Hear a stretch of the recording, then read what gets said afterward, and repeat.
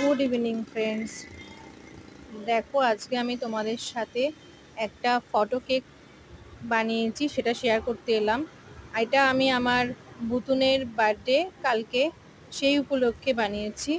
এটা তোমার একটা সাইডে কোলাজ করে ফটোটা বানানো আছে, একটা সাইডে বুতুনের ছোটবেলার ছবি এবং একটা সাইডে বুতুনের বড়বেলার ছবি, দুটো কোলাজ করে আমি কেকটা বানিয়েছি।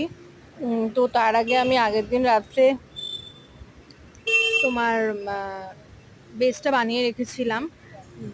জাস্ট এটা একটা ভ্যানিলা প্রিমিক্স দিয়ে বানানো আছে। এটা ভ্যানিলা প্রিমিক্সের উপরে স্পঞ্জটা করা আছে এবং এর সাথে স্ট্রবেরি ক্র্যাশ আর বাটারস্কচ ক্রাঞ্চ ভেতরে দেওয়া আছে, দিয়ে আমি কেকটা বানিয়েছি।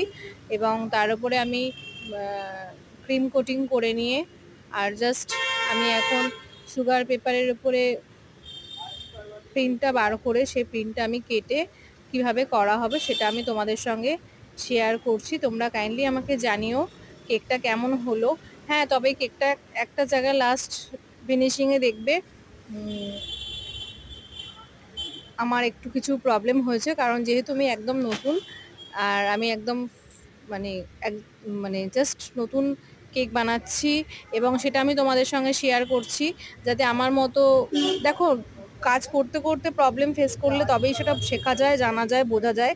তো আমার মতন তোমরাও যাতে কিভাবে বানানো হচ্ছে, কিভাবে কি করা হচ্ছে সেটা যাতে তোমরা জানতে পারো, বুঝতে পারো, তো তার জন্য আমি তোমাদের সঙ্গে শেয়ার করা। আদারওয়াইজ না হলে, কাজ না করলে তো তোমরা বুঝবে না, সবকিছু এটা প্র্যাকটিসের উপর ডিপেন্ড করো। চলো বাকি ফিনিশিংটা দেখে নিই।